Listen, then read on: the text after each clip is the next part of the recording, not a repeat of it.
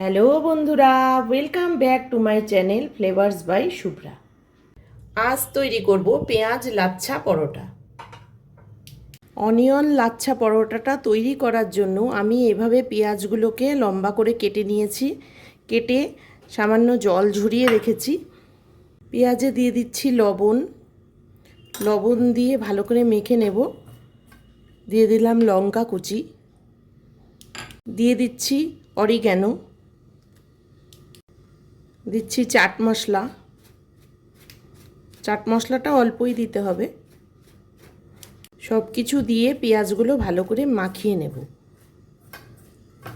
যে আটা ময়দাটা নিয়ে নিয়েছিলাম তার মধ্যে দিয়ে দিচ্ছি লবণ, মিষ্টি, রিফাইন তেল। এখন আমি ময়দাটাকে ভালো করে ময়ম করে তারপরে মেখে নেব। ময়দাটা এইভাবে দলা পাকিয়ে গেলে বুঝতে হবে ময়ম করা হয়ে গেছে। এবার আস্তে আস্তে জল দিয়ে শক্ত করে ডো বানিয়ে নেব। এবার জল দিয়ে দিলাম।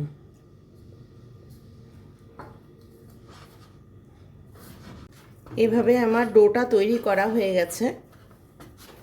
না শক্ত না নরম, এভাবে মাখাতে হবে। এভাবে আমি লেচি কেটে নিয়েছি। এবারে এগুলোকে বেলে নেব। এভাবে আমি রুটিগুলোকে প্রথমে বেলে নিয়েছি। এভাবে বেলা হয়ে গেলে এবারে আমি একটা রুটির ওপর কিছুটা পেঁয়াজ দিয়ে দেব।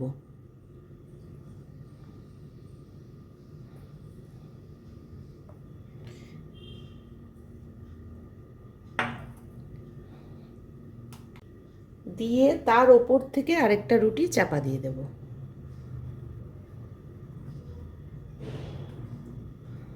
এবারে চাকু দিয়ে লম্বা লম্বা করে কেটে নেব।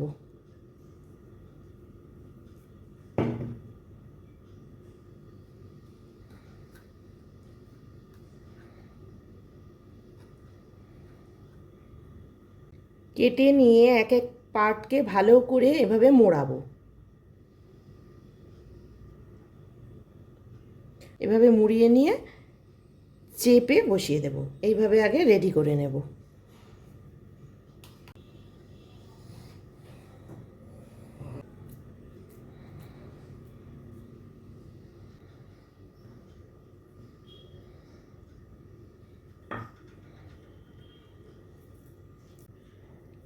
পেঁয়াজ দিয়েছি তাই একটু জল বেরিয়ে গেছে, তাই ভালো করে একটু ময়দা দিয়ে বেলতে হবে, না হলে সেটে সেটে যাবে। এখন দিয়ে দেব এর উপরে কিছুটা কালো জিরে আর সাদা তিল। সাদা তিল আর জিরেটা দিয়ে ভালো করে প্রেস করে দিতে হবে। আমার সবগুলো তৈরি করা হয়ে গেছে। এবার আমি ভেজে নেব। ফ্রাই প্যানটা গরম করে নিয়েছি, এবার আমি ভেজে নেব। এভাবে দু পিঠ ভালো করে সেঁকে নিয়ে এখন তেল দিয়ে দেব।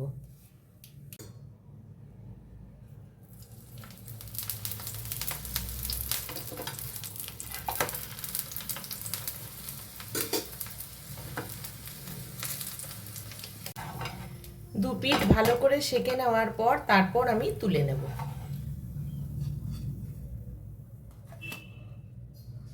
আবার ওই প্যানেই আরেকটা দিয়ে দিচ্ছি।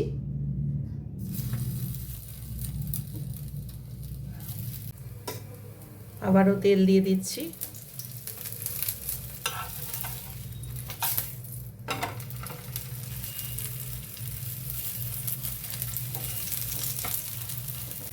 তোমরা ইচ্ছে করলে এটা বড় করে বেলে লেচিগুলোকে বড় করে কাটলেই বড় বড় হয়ে যাবে। আমি একটু ছোট আকারেই করলাম। তোমাদের যদি এই পেঁয়াজ লাচ্ছা পরোটার রেসিপিটি ভালো লেগে থাকে তাহলে ভিডিওটিকে লাইক করো, চ্যানেলটিকে সাবস্ক্রাইব করো, আর যারা ফেসবুক পেজ থেকে দেখছো তারা পেজটিকে ফলো করে দিও। এইভাবেই এক এক করে আমি সব পরোটাগুলো ভেজে তুলবো।